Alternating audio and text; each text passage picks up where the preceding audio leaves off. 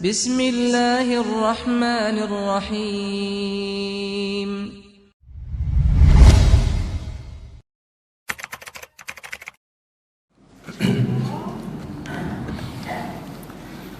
Bismillahirrahmanirrahim. Assalamualaikum warahmatullahi wabarakatuh. Alhamdulillahi rabbil alamin. Wassalatu wassalamu ala al-mabu'uthi rahmatan lil alamin, nabiyina Muhammadin wa ala alihi wa sahbihi ajma'in. Subhanaka la ilma lana illa ma 'allamtana innaka antal alimul hakim. Allahumma 'allimna ma yanfa'una wanfa'na bima 'allamtana wa zidna ilman ya karim. Rabbi shrah li sadri wa yassir li amri wahlul 'uqdatam min lisani yafqahu qawli. Amma ba'd, ma'asyaral muslimin, bapak-bapak dan saudara-saudara sekalian yang kami hormati dan kami muliakan. Alhamdulillahi bi ni'matihi tatimmus shalihat. Segala puji hanya bagi Allah yang dengan nikmat-nikmatnya tertunai segala amal-amal kebajikan. Salawat dan salam semoga terhatur limpahkan kepada junjungan kita Nabi Agung, Nabi besar Muhammad sallallahu alaihi wasallam, kepada keluarga, para sahabat, serta orang-orang yang senantiasa meniti jalannya sampai hari kiamat. Ma'asyaral muslimin wal muslimat, hadirin wal hadirat, jamaah salat subuh yang dirahmati dan dimuliakan oleh Allah. Pada kesempatan yang diberikan kepada kami ini, insyaallah ta'ala kita lanjutkan pembahasan dari hadits-hadits Rasulullah sallallahu alaihi wasallam yang terambil dari kitab Bahjatul Qulubil Abrar, di mana hadis yang akan kita bacakan pada subuh hari ini adalah hadits yang diterima dari sahabat Abu Dar radhiyallahu taala anhu. Beliau berkata, qala li Rasulullah sallallahu alaihi wasallam, bahwa Rasulullah sallallahu alaihi wasallam pernah bersabda kepadaku, ittaqillaha haitsu ma kunta, bertakwalah kamu kepada Allah dimanapun kamu berada. Wa atsbi'is sayyi'atal hasanata tamhuha, iringilah perbuatan jelek dengan kebaikan, niscaya kebaikan akan menghapuskan kejelekan. Wa khaliqin nasa bi khuluqin hasan, dan bergaullah dengan manusia dengan akhlak yang baik. Rawahul Imam Ahmad wa Tirmidzi. Hadits ini, kata beliau, diriwayatkan oleh Imam Ahmad dan Imam Tirmidzi. Para hadirin yang dirahmati oleh Allah, hadis yang mulia ini di dalamnya terkandung salah satu prinsip di dalam Islam yang menjadikan manusia akan menjadi baik di sisi Allah Subhanahu wa taala. Itulah prinsip yang sering kita dengarkan, hablum minallah wa hablum minan nas. Memperbaiki hubungan kita kepada Allah dan juga memperbaiki hubungan kita kepada sesama manusia. Ini kandungan dari hadis yang mulia ini. Manusia itu tidak akan baik jikalau hanya hablum minallahnya saja yang bagus, sementara hablum minannasnya buruk. Sebagaimana manusia juga tidak akan baik kalau hablum minannasnya saja baik, sementara hablum minallahnya buruk. Manusia itu akan baik ketika baik hablum minallahnya dan juga baik hablum minannasnya. Hadis yang bersama kita pada subuh hari ini mengajarkan tentang prinsip tersebut. Para hadirin yang dirahmati dan dimuliakan oleh Allah, hadis yang mulia ini diterima dari sahabat Abu Dar Al-Ghifari. Nama beliau adalah Jundub ibnu Judadah ibn Sufyan ibnu Ubaid radhiyallahu anhu, semoga Allah meridhai beliau. Nasab beliau berjumpa dengan Nabi sallallahu alaihi wasallam pada salah satu kakek beliau yang bernama Kinanah. Itu senasab dengan Rasulullah sallallahu alaihi wasallam. Disebutkan Abu Dar Al-Ghifari ini seorang sahabat yang pertama-tama masuk Islam. Bahkan ada yang mengatakan beliau orang kelima yang masuk Islam. Berarti termasuk minas sabiqinal awwalin, orang-orang terdahulu lagi pertama masuk Islam dari kalangan sahabat muhajirin. Dan beliau ini juga disebutkan dan dipuji oleh Nabi kita Muhammad sallallahu alaihi wasallam dengan kejujurannya. Lisannya selalu berkata jujur apa adanya dan tidak takut dalam menyuarakan kebenaran walaupun itu berat dan pahit diterima manusia. Rasulullah pernah bersabda menyebutkan keutamaan beliau, ma adhallatil hadra wala aqallatil ghabra min di lahjatin asdaq min Abi Dar. Hadis riwayat Imam Tirmidzi. Kata Nabi sallallahu alaihi wasallam, tidak ada di kolong langit dunia ini seorang pun yang lebih jujur lisannya melebihi sahabat Abu Dar. Jadi orangnya dikenal dengan kejujuran Abu Dar ini, sampai dipuji oleh Nabi seperti itu. Dan ini salah satu akhlak yang sangat agung yang dimiliki oleh seseorang, kejujuran. Yang mana kejujuran itu akan mewariskan ketenangan jiwa, sementara dusta akan melahirkan kesengsaraan hati. Rasulullah sallallahu alaihi wasallam bersabda, innas sidqa tuma'ninah wal kadhibu raibah. Sesungguhnya kejujuran itu akan mewariskan ketenangan, tenang rasanya kalau kita jujur. Tapi kalau sudah dusta, ini akan mewariskan kebimbangan dan keraguan-raguan. Ini jamaah sekalian yang dirahmati dan dimuliakan oleh Allah. Nah, ada kisah yang menarik tentang sahabat Abu Dar ini. Jadi disebutkan di awal mula beliau masuk Islam, dikisahkan bagaimana keislamannya sahabat Abu Dar Al-Ghifari, sebagaimana disebut dalam Sahih Muslim dan juga terdapat dalam Musnad Imam Ahmad. Jadi di awal sahabat Abu Dar masuk Islam, beliau bersama saudaranya yang bernama Unais dan ibunya datang ke Mekah. Dan ketika itu baru terdengar isu bahwa di Mekah ada seorang yang mengaku nabi, membawa risalah dari Allah. Itulah Nabi kita Muhammad sallallahu alaihi wasallam.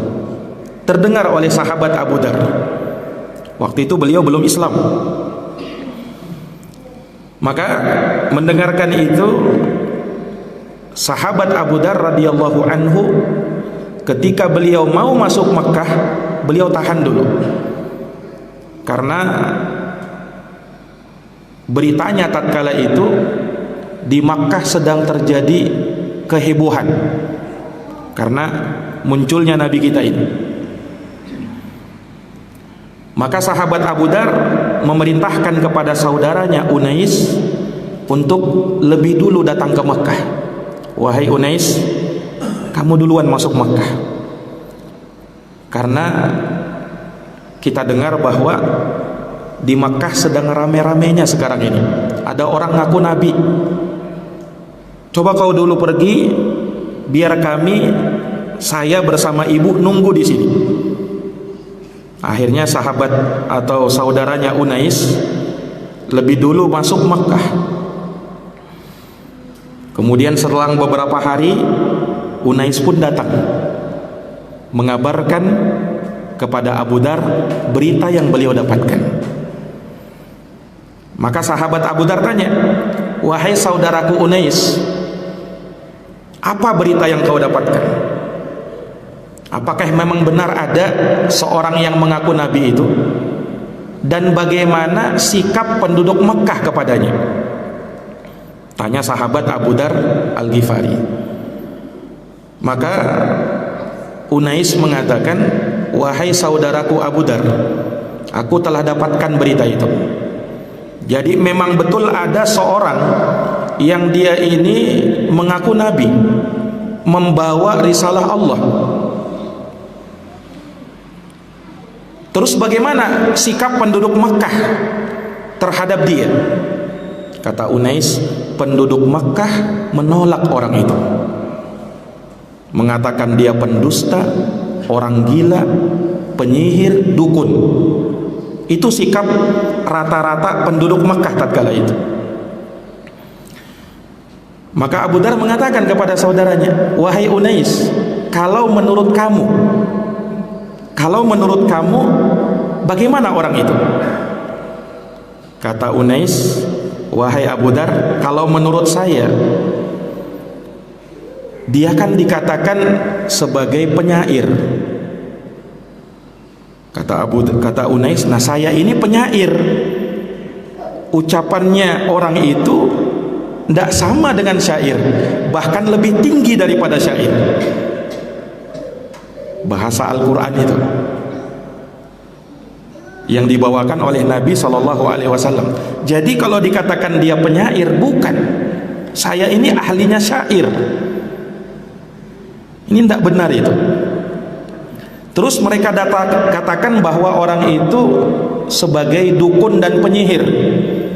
Nah saya ini, kata Unais, sudah sering ketemu sama dukun dan penyihir itu, dan ucapannya dia sama sekali bukan dari sihir, dan bukan seorang yang disifatkan dengan dukun.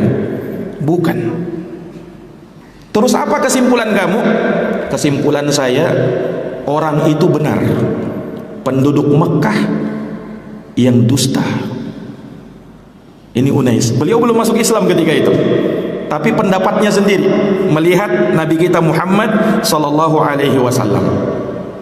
Akhirnya dikabarkan seperti itu, sahabat Abu Dar makin penasaran. Kalau begitu saya mau masuk Mekah, biar saya lihat sendiri orangnya bagaimana. Apa benar seperti yang kau katakan ini? Akhirnya gantian, Abu Dar radhiyallahu anhu ketika itu masuk Makkah, sementara Unais bersama ibunya tinggal di luar Makkah tatkala itu. Maka ketika mau pergi sahabat Abu Dar, Unais sudah berpesan kepada beliau, wahai Abu Dar, berita tentang kemunculan orang ini sangat heboh memang di Makkah, dan isunya sangat sensitif sekali itu. Makanya hati-hati kamu dalam mencari berita orang itu, karena sangat sensitif sekarang ini berita tentang Nabi itu. Akhirnya mendengarkan hal tersebut, Abu Dar pun pegang ucapan saudaranya. Ketika beliau masuk Makkah, beliau pun kebingungan, bagaimana caranya saya mencari seorang yang mengaku nabi ini.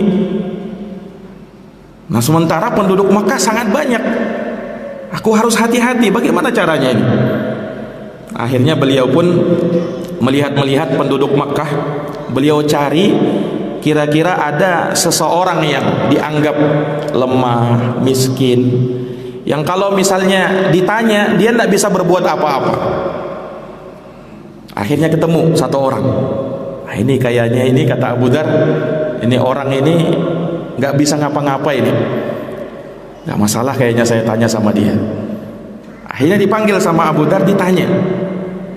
Abu Dar mengatakan, wahai fulan, aku dengar ada seorang yang sobi. Nah, ini juga istilahnya orang musyrikin untuk Nabi kita Muhammad sallallahu alaihi wasallam. Sobi itu artinya murtad. Di Nabi kita dikatakan orang murtad. Maksudnya murtad dari agama nenek moyang. Maka mendengarkan pertanyaan Abu Dar itu, padahal baru bertanya, itu pun Abu Dar bisik-bisik dengan orang itu. Ternyata orang yang dianggap lemah ini, yang dianggap miskin ini, tidak bisa ngapa-ngapa, langsung berdiri berteriak kepada penduduk Makkah, dan posisinya di pasar ketika itu. Kata orang ini, hei penduduk Makkah, ini orang mau ikut agamanya si Sobi, yaitu Nabi kita Muhammad sallallahu alaihi wasallam. Teriak dia, maka satu pasar tahu langsung. Mendengarkan ucapan orang ini, subhanallah, memang beritanya lagi sensitif. Semua penduduk pasar ketika itu langsung melempari sahabat Abu Dar, dan disebutkan bahwasanya tidak ada satupun dari mereka yang melihat ada di sekitarnya sesuatu yang bisa dilempar kecuali melempar Abu Dar. Hingga pun beliau dilempari oleh manusia tatkala itu sampai pingsan berdarah-darah. Subhanallah, sampai pingsan beliau ketika itu. Padahal baru tanya itu. Saking sensitifnya berita tentang masalah ini. Akhirnya selang beberapa lama beliau dibiarkan saja di situ, pingsan berdarah-darah, beliau di situ dibiarkan karena dianggap mau ikut agamanya Nabi Muhammad sallallahu alaihi wasallam. Selang beberapa lama beliau pun sadar. Beliau dapati tubuhnya sudah berdarah-darah karena habis dilempari orang, dilempari sama penduduk Makkah. Untungnya beliau masih selamat. Maka ketika beliau sadar, beliau pun merasa kehausan. Akhirnya beliau pun mencari, dan beliau Abu Dar ketika itu orang miskin. Beliau tidak bawa bekal apa-apa. Orang-orang tidak mau memberikan makanan dan minuman kepada beliau. Akhirnya beliau sendiri mencari, ketemu sumur Zam-Zam. Nah, beliau minum di situ. Beliau minum di situ. Kemudian karena kondisinya yang masih seperti itu, akhirnya beliau belum bisa pulang menemui Unais, saudaranya dan ibunya. Akhirnya beliau tinggal di Mekah tatkala itu. Orang-orang tidak mau peduli dengan beliau. Para jamaah yang dirahmati dan dimuliakan oleh Allah, tidak terasa berlalu beberapa hari Abu Dar masih di Mekah. Nah, suatu hari disebutkan bahwa ketika Abu Dar radhiyallahu taala anhu melihat kota Mekah ketika itu sedang sepi, maka beliau pun mau datang ke Ka'bah. Ka'bah ketika itu diagungkan sama orang-orang kafir Quraisy karena masih ada peninggalannya Nabi Ibrahim tatkala itu. Tetapi sebagaimana yang dimaklumi bahwa di Ka'bah ketika itu masih ada berhala-berhala yang diagungkan sama orang-orang kafir Quraisy. Beliau datang ke Ka'bah, dan ternyata di Ka'bah pun lagi sepi, tidak ada orang. Beliau pun duduk di situ. Nah, selang beberapa lama muncul dua orang datang ke Ka'bah tersebut, kemudian tawaf di Ka'bah, lalu setelahnya sholat di belakang makam Ibrahim. Dalam hati Abu Dar, jangan-jangan ini orangnya yang saya cari ini. Dan memang betul, dua orang yang datang itu ternyata Nabi kita Muhammad sallallahu alaihi wasallam dan sahabatnya Abu Bakar As-Siddiq radhiyallahu anhu. Abu Dar masih mengira-ngira jangan-jangan ini orangnya yang dikatakan sebagai murtad itu, dan dia mengaku nabi. Akhirnya selesai sholat, Nabi SAW bersama Abu Bakar. Abu Dar pun menghampiri mereka. Abu Dar ngucapin salam ketika itu, Assalamualaikum, padahal masih musyrik ini. Dijawab oleh Nabi SAW, Waalaikumsalam. Maka Abu Dar pun langsung nembak, nanya, apakah engkau orangnya yang mengaku Nabi itu? Apakah engkau yang bernama Muhammad itu? Dijawab oleh Nabi SAW, benar, sayalah orangnya. Kemudian Nabi tanya, man anta, kamu ini siapa? Kata Abu Dar, saya rajulun minal Ghifar, saya ini seorang laki-laki dari penduduk Ghifar. Makanya beliau dikenal dengan Abu Dar Al-Ghifari, dinisbatkan kepada nama kampungnya, nama sukunya Ghifar.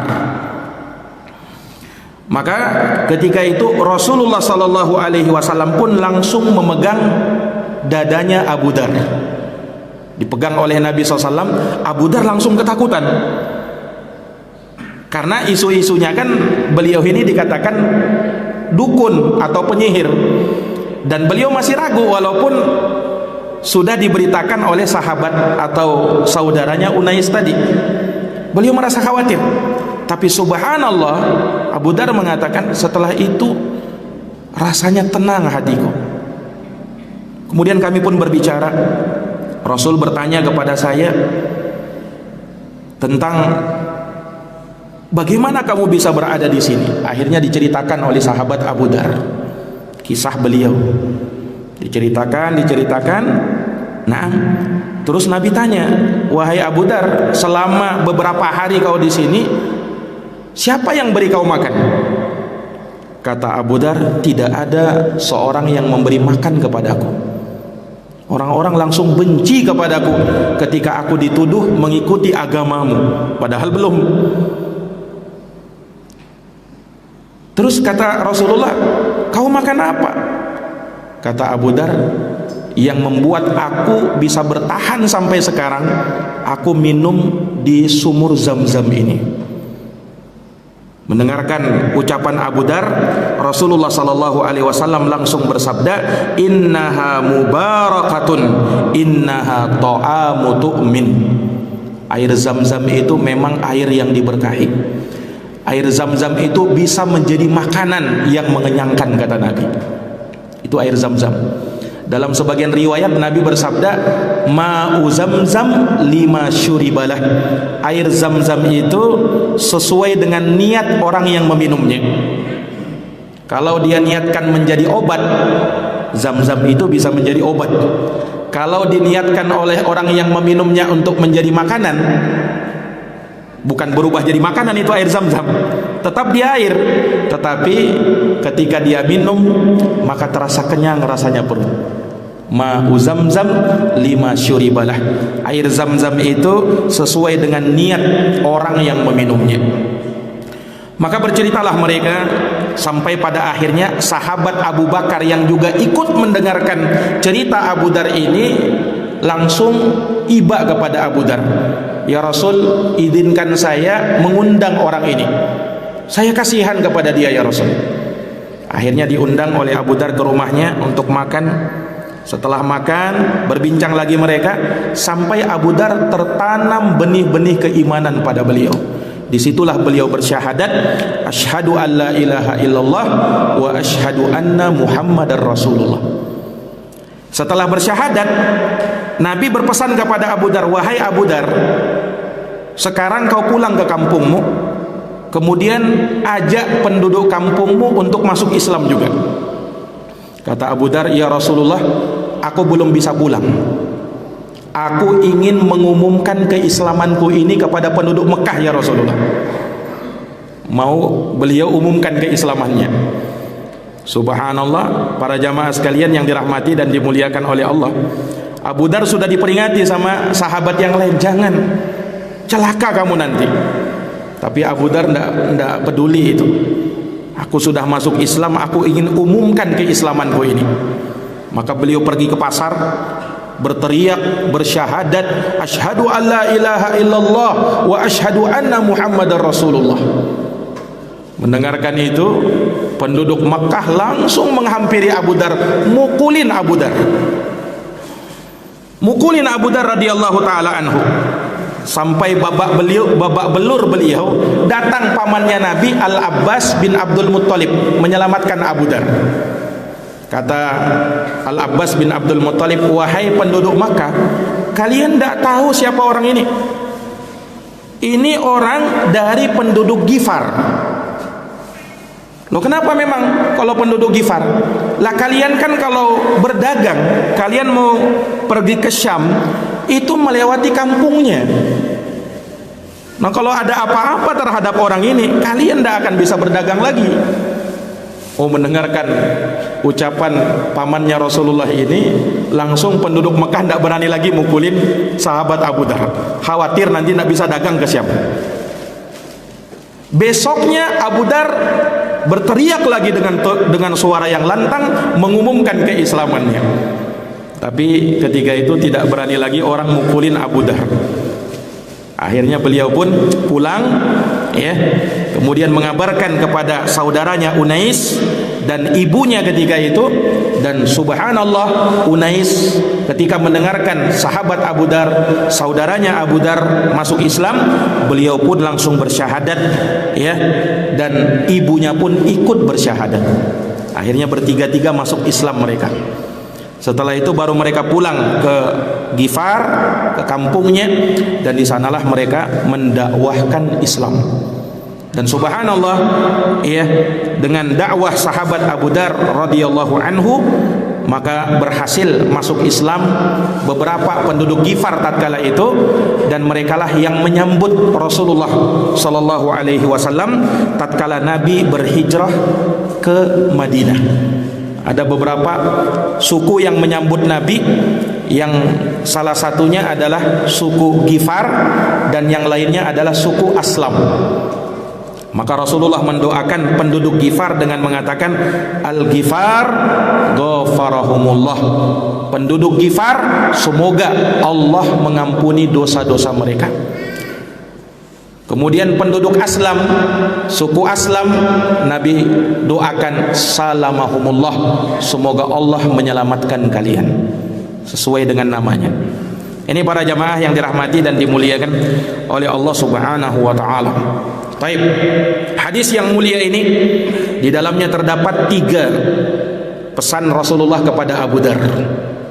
Yang pertama, Rasulullah SAW berpesan kepada beliau, ittaqillaha haitsuma kunta. Bertakwalah kamu kepada Allah dimanapun kamu berada. Takwa kepada Allah dimanapun kamu berada. Ulama mengatakan bahwa ini hadis menunjukkan kepada kita bahwa hukum Islam itu berlaku di semua tempat. Makanya bertakwa kepada Allah bukan hanya di masjid saja, tapi bertakwa kepada Allah di masjid dan di luar masjid. Bertakwa kepada Allah di rumah dan di luar rumah. Bertakwa kepada Allah di saat sendirian maupun di saat banyak orang. Ittaqillaha haitsuma kunta. Bertakwalah kamu kepada Allah dimanapun kamu berada. Para jamaah yang dirahmati dan dimuliakan oleh Allah, takwa kepada Allah ini kalimat yang kata Al-Hafidh Ibnu Rajab rahimahullah adalah hal yang menjadi tameng, wiqayah, pembatas bagi seseorang untuk mendapatkan murka Allah. Nah, dia membentengi dirinya dari murka Allah itu. Apa benteng itu? Apa pembatas itu? Fi'lul awamir wajtinabun nawahi.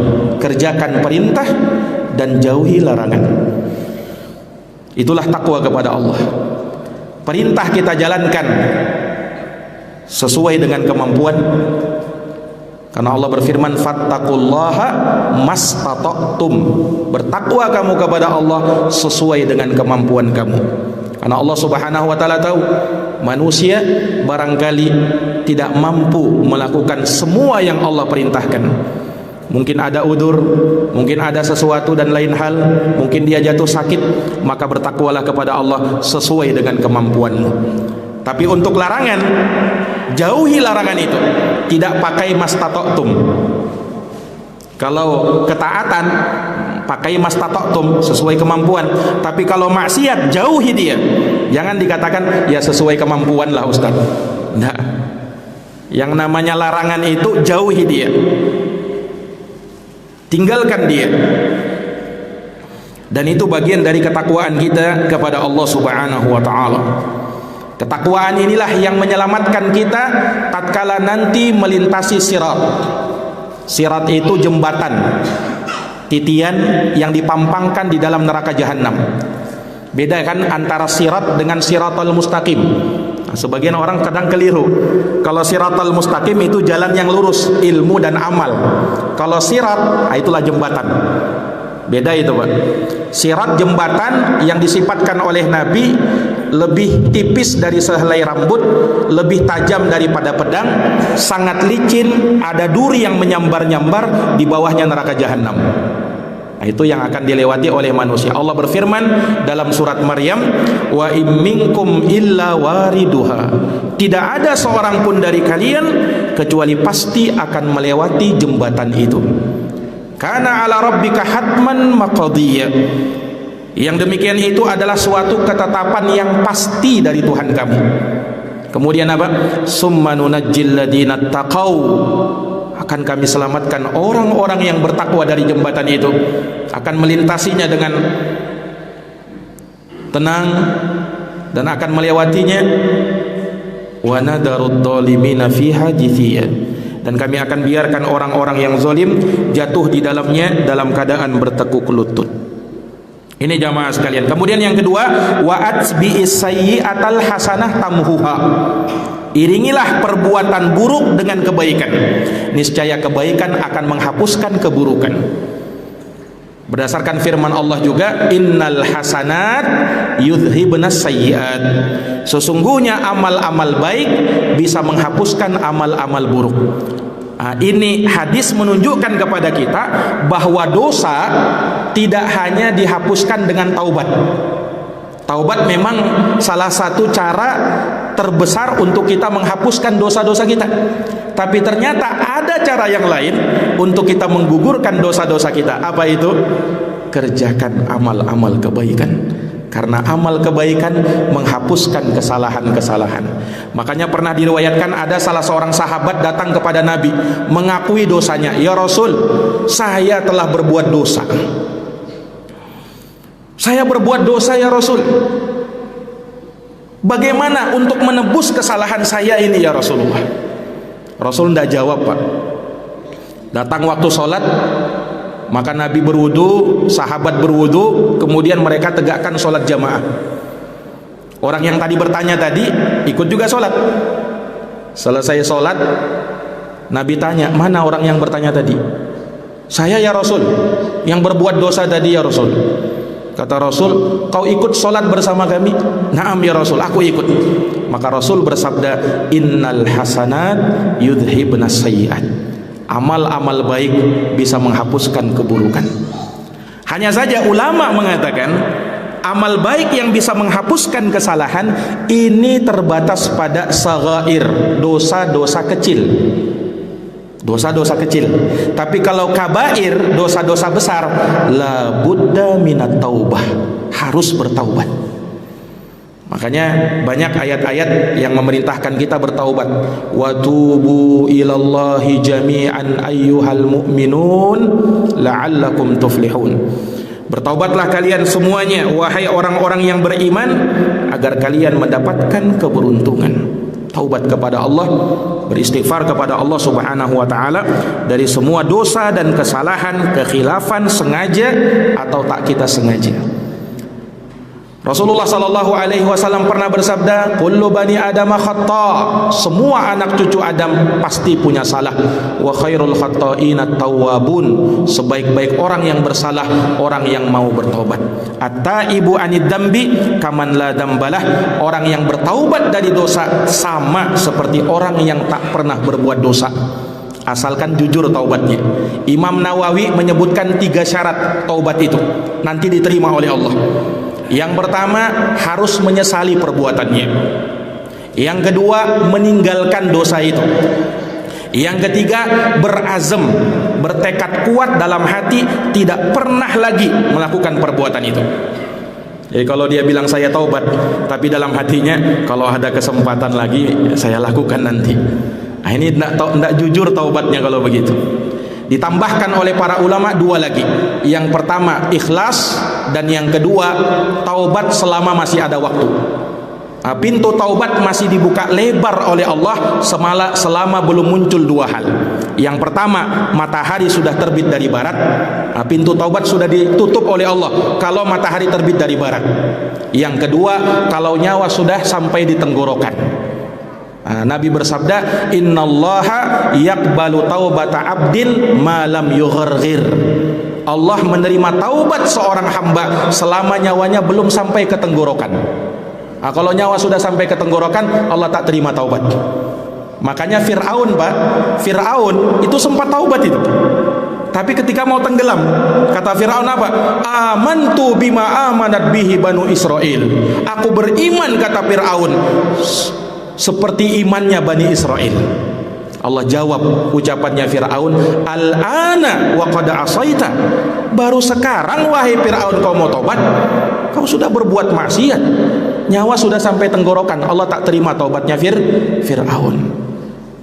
Makanya selama Allah Subhanahu wa taala masih memberikan kesempatan kepada kita, segera taubat kepada Allah. Yang terakhir, bahwasanya Rasulullah sallallahu alaihi wasallam menyebutkan wa khaliqin nasa bi khuluqin hasan.